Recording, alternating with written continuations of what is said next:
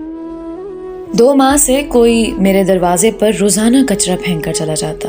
बड़ी कोशिश के बावजूद वो पकड़ में नहीं आया। एलिया ने कहा कि यकीनन ये कोई मोहल्ले का ऐसा बंदा है जो फजर की नमाज बाकायदगी से पढ़ता होगा और मस्जिद जाते हुए ये कारनामा सर अंजाम देता जाता होगा। रोजाना 10 बजे उठकर फजर कज़ा पढ़ा करता था।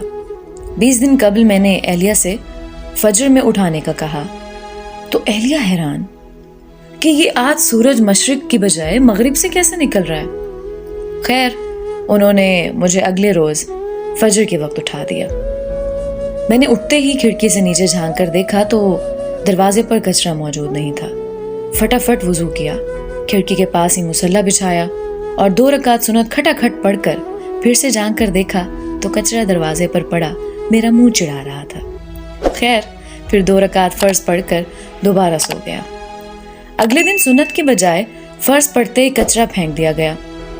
4 दिन इसी तरह गुजर गए, लेकिन कचरा फेंकने वाले को पकड़ नहीं पाया। 5वें दिन एलिया कहने लगी, माशाल्लाह अब आप फजर की नमाज पढ़ने लगे हैं तो मस्जिद में बाजमात नमाज पढ़ लिया कीजिए। बात दिल को लगी और 5वें दिन सुन्नत घर में पढ़कर जमात से 15 मिनट पहले दरवाजे पर कुर्सी लगाकर बैठ गया और मोहल्ले के नमाजी हजरात को आते देखने लगा कि किस नमाजी के हाथ में कचरे का शापर है। लेकिन अफसोस, सारे खाली हाथ दिखाई दे गया। नमाज पढ़कर आया तो दरवाजे पर कचरा मौजूद नहीं था।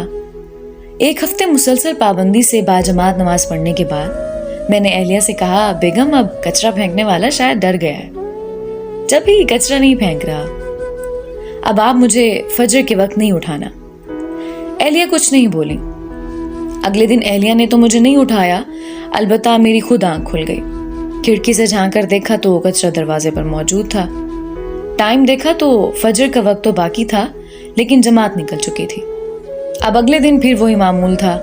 2 हफ्ते मुसलसल फजर की नमाज बाजमात पढ़ता रहा और दरवाजा साफ सुथरा मिलता रहा। 2 हफ्ते बाद अब मेरी जमात से फजर की नमाज पढ़ने की आदत हो चुकी थी और अल्हम्दुलिल्लाह मैं बाजमात फजर की नमाज पढ़ना शुरू हो गया। फिर कुछ दिन बाद रात के खाने में उस कचरा फेंकने वाले का जिक्र आ गया। मैं उसे बुरा भला कहने लगा। बेटा बोला, अब्बू आप उसे बुरा भला तो ना कहें, बल्कि वो तो आपका मोहसिन है जिसकी वजह से आप फजर की नमाज बाजमात पाबंदी से पढ़ने लगे हैं। बेटे की बात सुनकर मेरे दिमाग को झटका सा लगा और सबको गौर से देखने लगा। मुझे यूं अपनी तरफ देखते हुए सारे हंसने लग गए। बेटा कहने लगा कि अब्बू आपकी वो मोहसिन और कोई नहीं बल्कि अम्मी हैं।